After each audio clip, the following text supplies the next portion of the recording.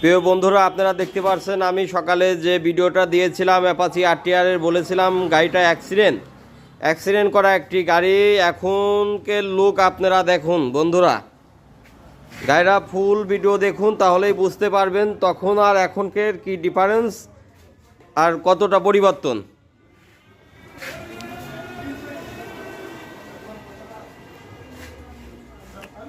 একদম fresh look বানিয়ে দিয়েছি প্রিয় ভাইজান।